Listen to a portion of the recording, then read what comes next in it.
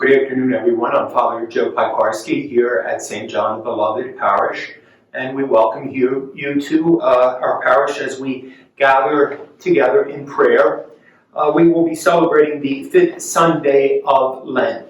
After this opening, we will have the Mass for the fifth Sunday of Lent. And so we pray that everybody is well, our parishioners and all of our friends and all those who are dear and close to us, which is everybody at this time. We thank the professional people, the medical field, the government, and all people who have worked throughout the community helping people in this time of need.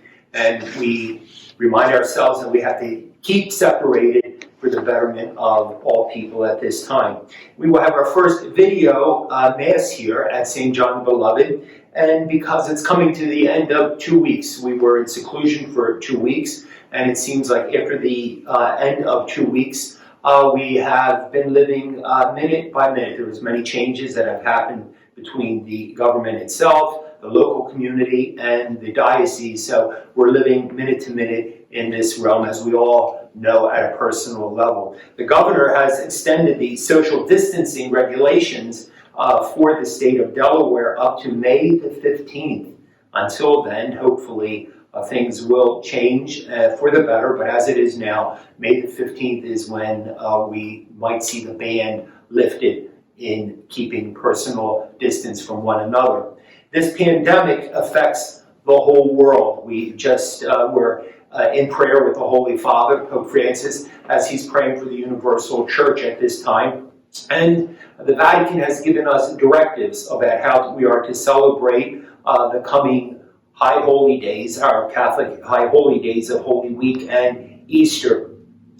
We will, because of the ban that's going to continue, keep churches closed and all emergency services other than emergency services will be postponed. So any emergency we take a call of, but everything else is postponed in the parish and locally. Therefore, we will continue to practice social distancing, and we will try to keep up our Lenten practices as best as possible. And what are they? Well, they're fasting, of course. We're fasting from many things. One of the things we're fasting from is socially being with one another, and there's other forms of fasting, but that's a great one that most of us are feeling, this abandonment, this separation from one another. Also, one of the pillars of Lent is almsgiving. There again, we're trying to help people.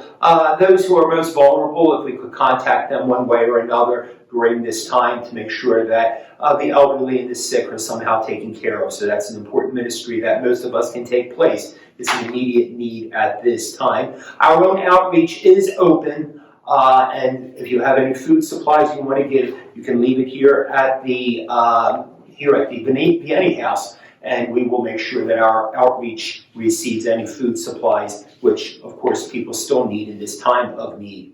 And last but not least, one of the pillars of Lent is prayer. Prayer is very important.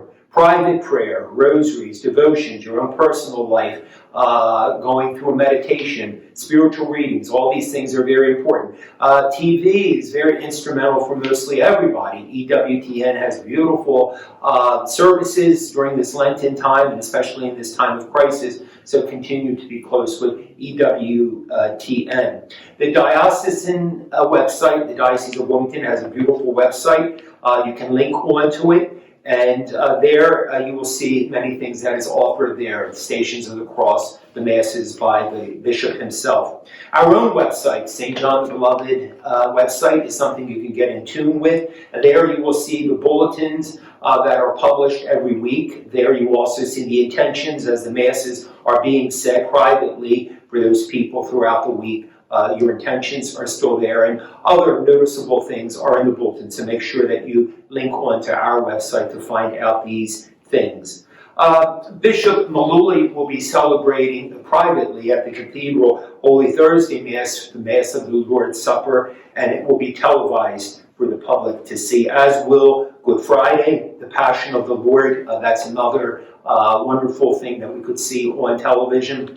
And also the Holy Saturday Easter Vigil by our Bishop Maluli will be also videos, so you could see it on your website in the Diocese of Wilmington. The parish website Also, we'll have videos of this Sunday, the 5th Sunday of Lent, Palm Sunday, and Easter morning. We will have Masses as we're going to do this very day.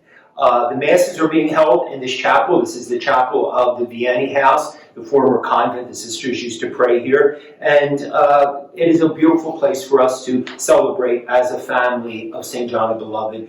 Even though walls separate us, we're united here in the Eucharist. But basically, we are united in the Lord Jesus in the Eucharist and with one another.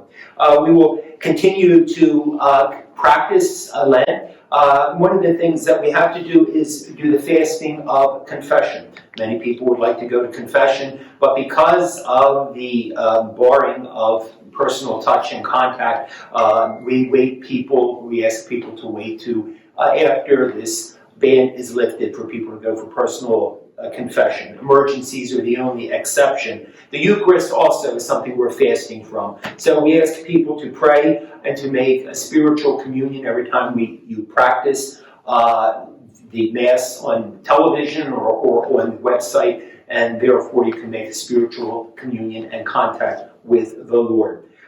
Next Sunday is Palm Sunday. And we will be blessing palms here in the parking lot of St. John the Beloved Parish, and they will be handed out by the priests. We will be protected, and it's just going to be drive-through. We will be giving people with gloves in your car the blessed palms. So that is next Saturday, April the 5th, from 4:30 to 6 o'clock p.m., and on Palm Sunday itself, April the 5th, from 8 o'clock in the morning to 11 o'clock a.m.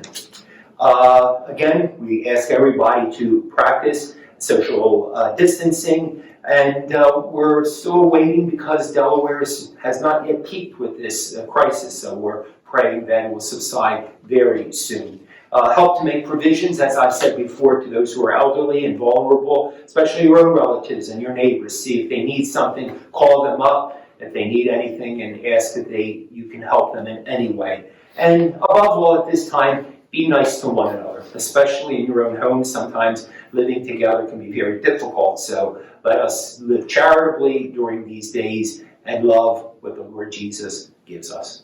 So thank you, and God bless you.